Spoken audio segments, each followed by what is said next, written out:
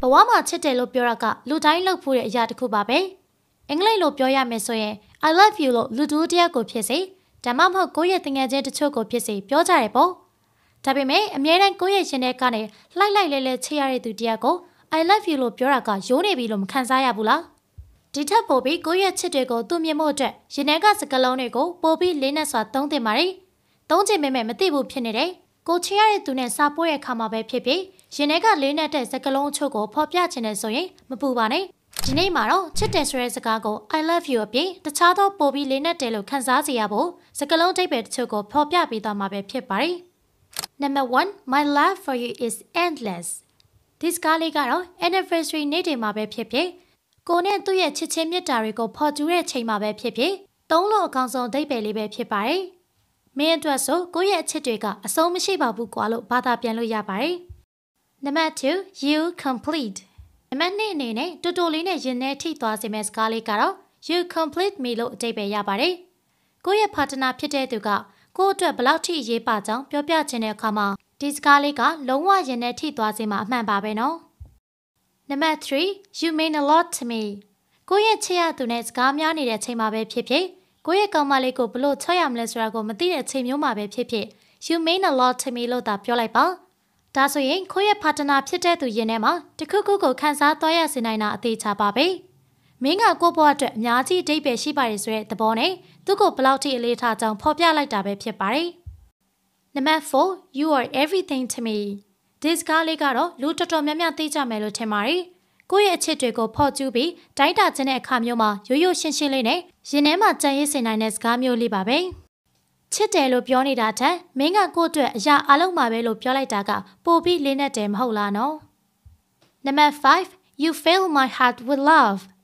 ကိုယ့်ရဲ့ရင်ထဲမှာအချစ်တွေပြည့်ရှံပြီးအချစ်စိတ်တွေပြင်းထန်နေတဲ့အချိန်မှာဒီစကားလေးကအသင့်တော်ဆုံးပါပဲနော်အရန်ကို sweet ဖြစ်ပြီးကိုယ့်ရဲ့ partner ကိုယ့်ကိုကြွေသွားစေနိုင်လောက်တဲ့စကားလေးလည်းဖြစ်ပါတယ်နော်သုံးကြည့်ဖို့ဝင်မလေးနဲ့နော် Number 6 I fall for you every single day ဒီစကားလေးကတော့ကိုယ့်ရဲ့ကောင်းလေးကောင်းမလေးကိုနေတိုင်းကျူးနေခြင်းနဲ့တငယ်ချင်းတို့အတွက်နေတိုင်းကိုပြောပေးနေတဲ့စကားလေးပဲဖြစ်ပါတယ်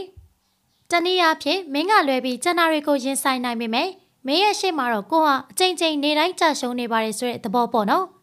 ကိုယ့်ရဲ့ကောင်းမလေးကောင်းလေးကိုချစ်နေတာကဘာနဲ့မှနှိုင်းယှဉ်လို့မရနိုင်ဘူးဆိုတဲ့သဘောလေးတက်ရောက်ပါတယ်နော် Number 7 I proudly say you are my personဒီစကားလေးကတော့ကိုယ့်ရဲ့ partner ဖြစ်သူကအောင်မြင်မှုတစ်ခုခုရသွားတဲ့အခါမျိုးမှာပဲဖြစ်ဖြစ်အသုံးပြုတဲ့စကားလေးပါနော်မင်းကငါရဲ့လူဖြစ်ရတာအရန်ကုန်ယူပါတယ်ကွာဆိုတဲ့အတိတ်ပဲနဲ့ကိုယ့်ရဲ့ချစ်သူအောင်မြင်မှုတွေကြော်ကြားမှုတွေအတွက်ချီးမြှောက်တဲ့စကားလေးလည်းဖြစ်ပါတယ် Number 8 I am myself when I'm with you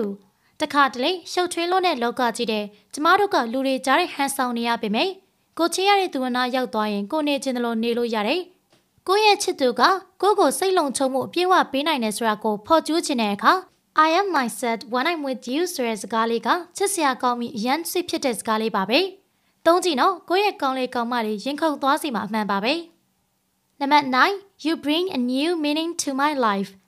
အလွဲတွေပဲပြည့်နေတဲ့ကိုယ့်ရဲ့ဘဝတွေမပျော်ရွှင်မှုတွေပဲပြည့်နေတဲ့ကိုယ့်ရဲ့ဘဝတွေကိုသူရောက်လာကမှပြီးပြည့်စုံသွားပြီးအတိတ်ပဲရှိသွားစေရလို့ကိုယ့်ရဲ့ချစ်ရတဲ့ချစ်သူကိုဖော်ပြခြင်းတဲ့အခါမှာ You bring a new meaning to my life ဆိုတဲ့စကားလေးကိုသုံးကြည့်နော်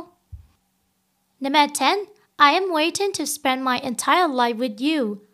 မင်းကကိုယ့်ရဲ့ဘဝနောက်ဆုံးချိန်ထိရေးကြည့်ပါရဲ့